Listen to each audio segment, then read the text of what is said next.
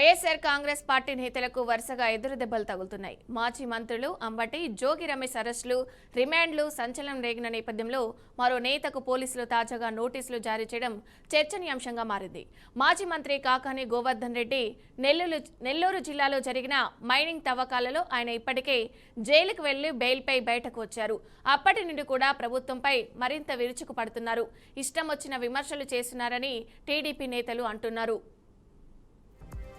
అయితే కాకానికి తాజాగా నెల్లూరు జిల్లా కొవ్వూరు పోలీసులు నోటీసులు జారీ చేశారు. గుమ్మల దిన్నే బాలిక మృతిపై నిరాధార ఆరోపణలు చేశారని ఈ నెల 14న ఉదయం 11 గంటలకు విచారణకు హాజరు కావాలని నోటీసుల్లో పేర్కొన్నారు.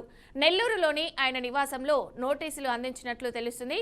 మరి కాకాని స్పందన ఎలా ఉందో ఏంటో చూడాలి. ఇక ఇదే అంశానికి సంబంధించి మరింత సమాచారం మా ప్రతినిధి మల్లికార్జున్ అందిస్తారు. మల్లికార్జున్, అప్డేట్స్ ఏంటి? గుడ్ ఈవినింగ్ విజయ.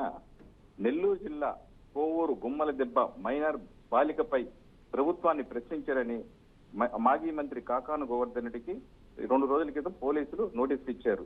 అయితే ఇప్పటికే నెల్లూరు జిల్లాలో జరిగిన మైనింగ్ తవ్వకాల్లో జైలుకి వెళ్లి బెయిల్పై బయటకు వచ్చిన కాకాను గోవర్ధన్ రెడ్డి ఇటీవల ప్రభుత్వాన్ని తీవ్రంగా విమర్శించడంతో ఎప్పుడెప్పుడు అని అధికార పార్టీ కూడా ఉంది. అయితే ఈ నేపథ్యంలో బాలిక మృతదేహానికి నివాళులర్పించి తల్లిదండ్రులను పరామర్శించిన కాకాని గుమ్మల దెబ్బలో బాలిక మృతిపై నిరాధార ఆరోపణలు చేశారని కేసు నమోదు చేశారు. దీంతో ఈ నెల 14 విచారణకు హాజరు కావాలని కూడా నోటీసులు జారీ చేశారు.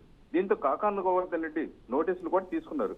మరి 14వ తేదీ కాకాను గోవర్ధన్ రెడ్డి విచారణకు హాజరవుతారా లేదా అనే విషయం కూడా నెల్లూరు జిల్లాలో హాట్ టాపిక్ గా మారింది. ఇప్పటికే జిల్లాలో అనేక పోలీస్ స్టేషన్లు కాకాను గోవర్ధన్ రెడ్డి పైన అనేక కేసులు కూడా నమోదై ఉండడంతో జిల్లా వ్యాప్తంగా ఒక సంచలనంగా రేపుతుంది. అప్పటికే వైసీపీకి చెందిన పలువురు నాయకులపై కూడా వివిధ రకాల కేసులు కూడా నమోదైనవి.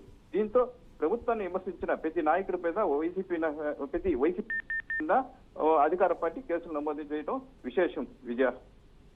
Right, thank you Mallikarjun.